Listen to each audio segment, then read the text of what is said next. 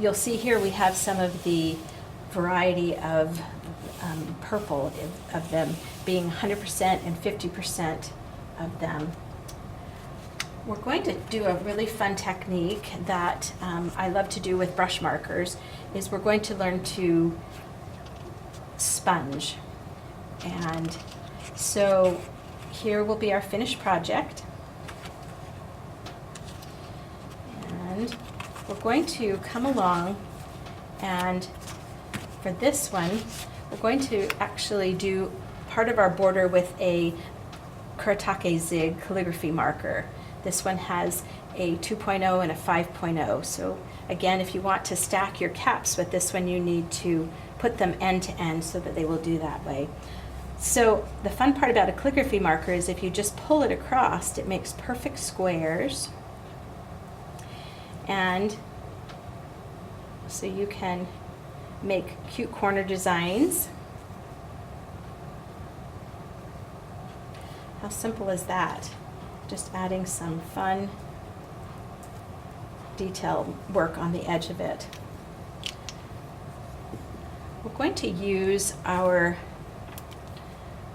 black, so the 100% is the black and 50% is a gray. So we're going to come along and we're going to just push down and get a thick line with this so that we can get a nice thick line with it. And I'm putting consistent pressure on it so that it will give us an even line. Then I'm going to come back with maybe a little bit thinner pressure, lighter pressure, and add a letter ending onto the of it. Okay, so this is where becomes fun. So I've punched out a circle with just using a circle punch. And I'm going to place it down. You can see I'm just going to pull it over a little bit. Then I'm going to take a simple makeup sponge, and we're going to take and use the 50% of the brown. So what happens is I'm right-handed, so I take this in my right hand and I just simply draw onto the makeup sponge. Then, I'm going to make sure it's in the right place. I'm just going to start hitting and realizing that the first hit that you make will always be the darkest, so maybe do that one a little bit lighter and just come around and add that little bit of a sponge. You can reload it if you have a bigger area that you want to do. You can reload it. In this case, I'm going to come back with my Millennium, and I'm going to, before I move it, I'm going to outline it. This will give it that finished look of having it be that way out there. So there we have our, kind of looks like an A, doesn't it? So now we're going to come up and divide in the middle and then put, again, an odd number. Will always look best in flower arranging and such like that. So we're going to add this little turkey's feet. And then we're going to use a writer bullet tips to give us our little eyes, and they're just kind of offset that way. Then he needs his gobbler, so we're going to use the 100% of the red, and again just come down and push it and pull. Push and pull, and there we have his little gobbler. Now to add his different colors of feathers, we can just start using any of the fun colors that we would like. Here we'll use the 50% of the red, and again all you're doing is you're pushing it down, pulling it up, pushing it down, pulling up, push it down. Then I like to do one on the very end. So how quick and easy is that to make cute feathers? Let's get some purple. We'll use the 50%, which is the non-grooved end of the barrel. And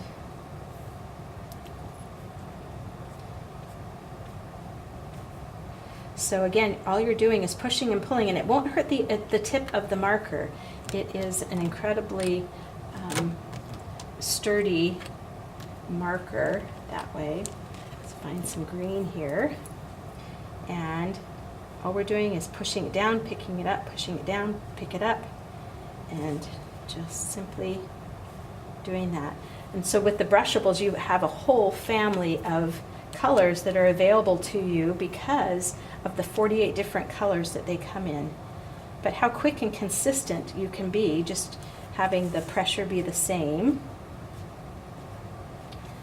for making our little turkey.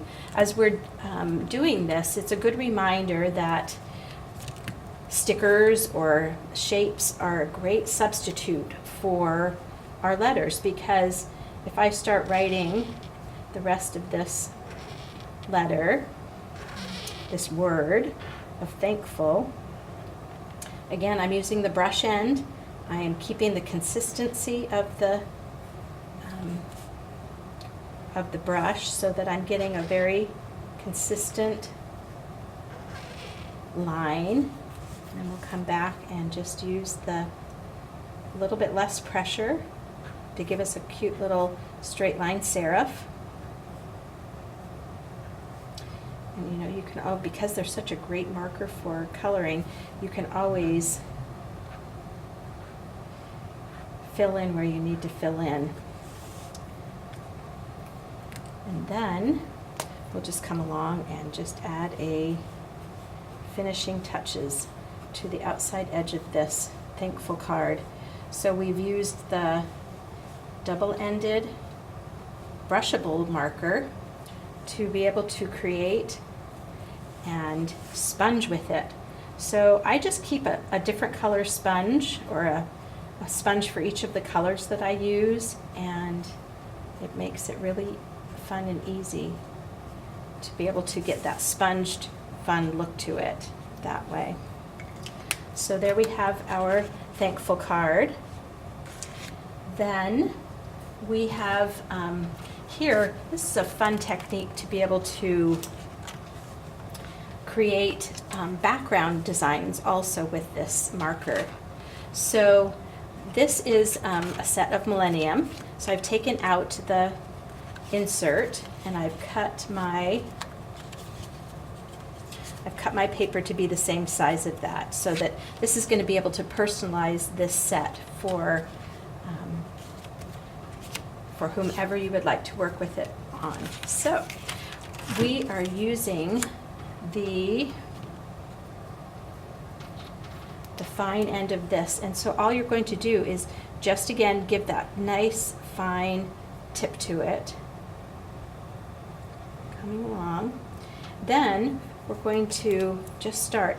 I like to go ahead and add the one on the end that I'm going to do. So it's just a doodle teardrop on the end of each of these, and then I know that I'm just going to fill these in. Almost makes it look like wheat or laurel or any of your ferns and such like that. So we can do that, and then here we'll just finish this one because I've done that. So I like to add that little teardrop to the end first so that we can then continue on.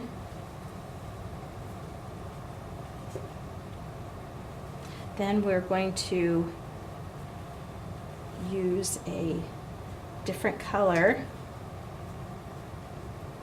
to be able to do the lettering on it. And so let's see, let's use a brown, which is right here. So again, with your brush lettering, which you can do here, on your upstrokes, we're going to come up. When you come down, you're going to push. Then as you get down to the bottom, you're going to lighten up that touch again. So holding your marker horizontally, come up and down so that you can create that fun brush lettering. So then we can do some doodles around the outside edge and add some borders.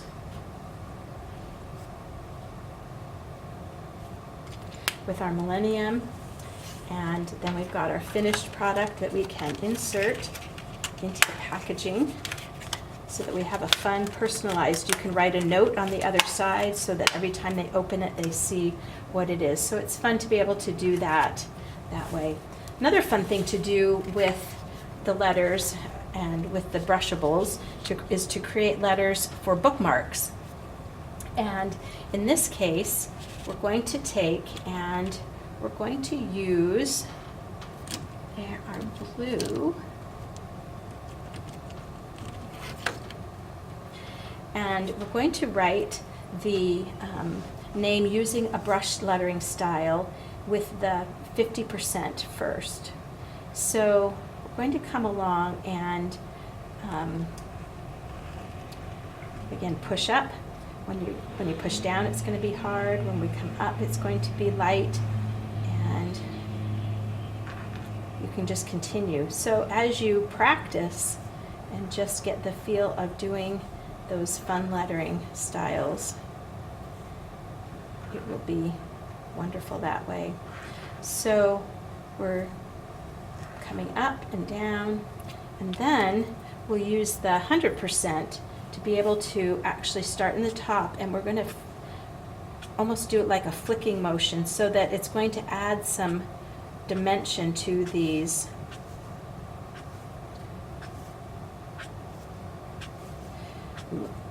each of the letters.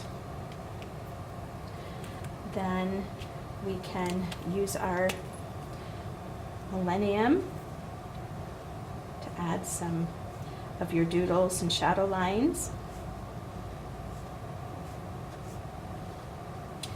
And then we're going to take and add a butterfly, because who doesn't like some beautiful glitter?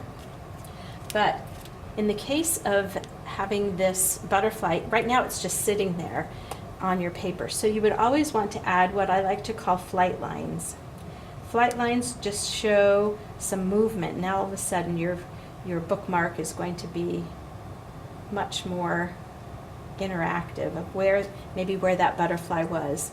And again, we can add some really squiggly little lines as far as a border. So your Brushables will be able to give you 100% is the grooved end of the barrel, 50% is the other end of the barrel. They are pigment ink, acid-free, archival quality, light fast, waterproof, and fade-proof. And so you'll enjoy being able to use all 48 colors of the 24 markers that there are in the ZIG Kuretake brushable marker.